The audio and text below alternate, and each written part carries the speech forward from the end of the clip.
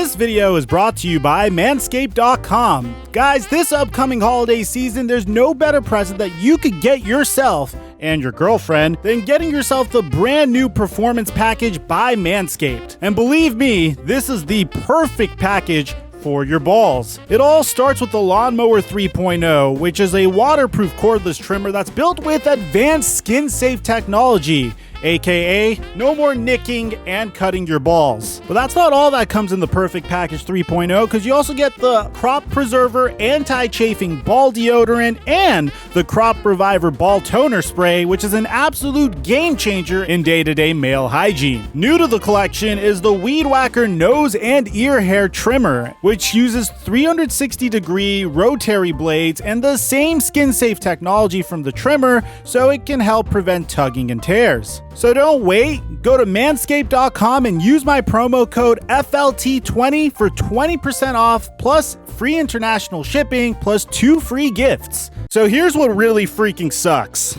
In my video yesterday, I told you guys that I was able to recover my old gaming channel from like 4 years ago. And it's really cool because I have like over 300 videos on it of me playing like Grand Theft Auto 5, me playing Bully, me doing the entire Assassin's Creed series. It was just like really good content was up there. And I was able to recover it, and I logged into it for the first time. I changed the name to Flight My TV, and I started pushing you guys there. Now, the unfortunate thing is this morning I woke up and they said, hey buddy, you haven't logged into this account for a long time. You're on a new PC now. You're in a new location now. This account probably doesn't belong to you. I don't have 2-factor authentication turned on there, so I'm locked out of the account for good, which means the original Flight Mike TV channel with the 4 videos on it with De'Aaron Fox and my reaction to what's going on with Flight and his situation with Lynette, and you know, the video with Dom2K and I playing Among Us are the only videos on that channel. So the original Flight Mike TV is where I'm going to be doing gaming and reactions from here on out.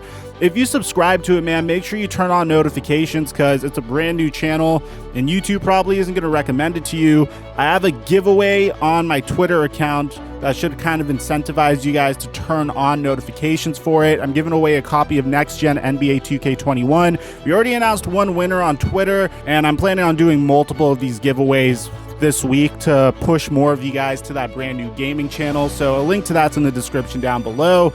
Now that we got all of that out of the way, cue the intro.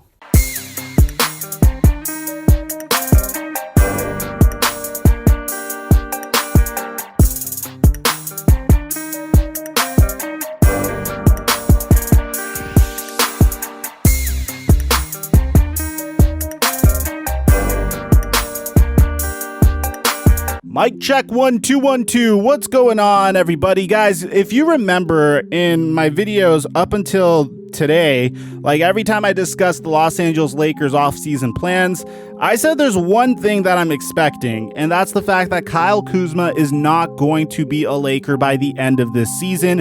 I expect him to be traded by the trade deadline. I have no idea when the trade deadline is going to be because there's going to be a late start to this NBA season.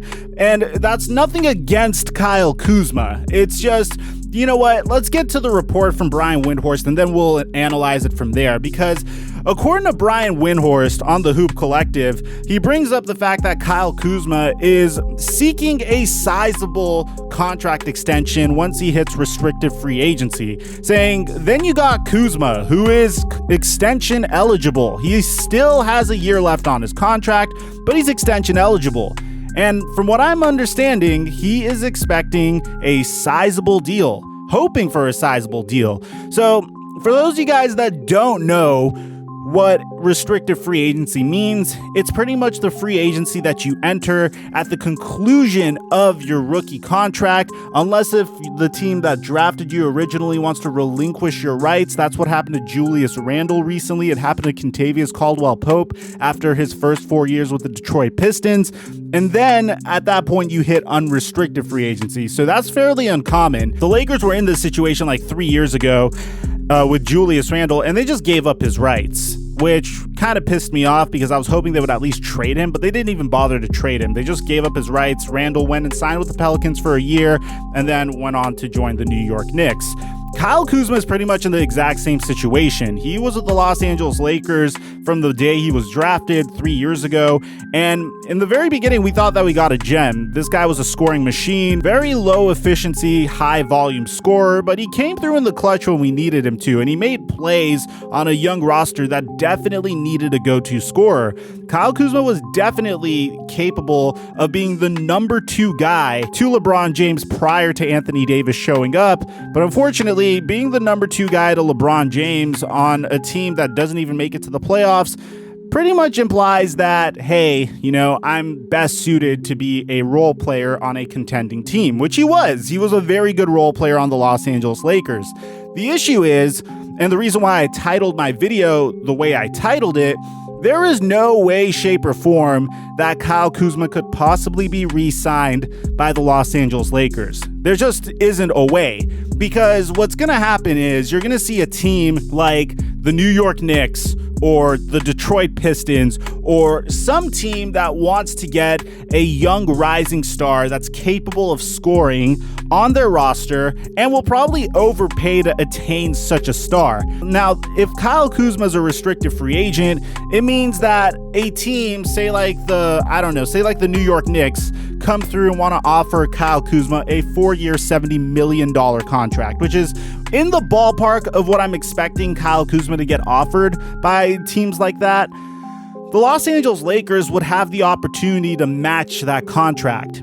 And of course, the Los Angeles Lakers are not going to be able to match that contract. So as a result, that's where all the trade rumors that come from me, that I admit come from me, the ones that I don't have any sources from, but I'm anticipating, that's the root of where all those trade rumors come from. Because there is no way, shape, or form that the Lakers will, one, spend money to retain Kyle Kuzma because his contribution wasn't great enough for them to justify such an investment in him. And two, you're going to have other teams that are willing to overpay him to have a much bigger role on the roster. And of course, you also have to bear in mind, there's nothing left for Kyle Kuzma to accomplish in Los Angeles. Everything that he possibly could have accomplished has been done during his time with the Lakers. If you look at his Instagram profile, he is a well-known influencer. Like, people know who Kyle Kuzma is. Kuz had way more Instagram followers than Anthony Davis did before Anthony Davis showed up to the Los Angeles Lakers. And as a matter of fact, if you compare Kyle Kuzma to other well-known names in the NBA, say like John Morant and Donovan Mitchell, 2 players that, in my opinion, are better than Kyle Kuzma. Kyle Kuzma has more Instagram followers than both of them, and he only has 700,000 less than Jimmy Butler. And I'm not saying that, Instagram followers are that important. I'm saying he's a well-known entity at this point, and there's nothing else for him to accomplish in Los Angeles. So as a result, I do think the Lakers are going to end up trading him, because there's no way the Lakers could offer him a sizable contract. There's no way they could match any contract that he's going to get. And I bet you the only contract that the Lakers would be down to pay Kyle Kuzma is, I don't know, maybe like a mid-level exception type of deal, but that's not even on the table. Kuz is trying to cash in at this point of his career. There's no way that he would come back to the Lakers. In addition to that, Kentavious Caldwell-Pope seems to be having similar ideas. He opted out of his $9 million player option this year to enter free agency, which means that he's trying to cash in as well, which means the Lakers are probably going to lose Kentavious Caldwell-Pope this offseason, and at some point this season, the Lakers are probably going to be trading Kyle Kuzma. And if you don't believe me, that's fine. You don't have to believe me. It's just simple logic. It doesn't take a genius to figure this out. Now, I want you guys to tell me, if you made it to the end of the video, where do you think Kyle Kuzma will get traded to? I heard a lot of rumors, and the one that makes the most sense to me is a potential trade with the Detroit Pistons that would bring Derrick Rose to LA, but I want to get your take on the situation. Aside from that, I'm your boy, The Flight Mike, and I'm dropping our mic until our next upload.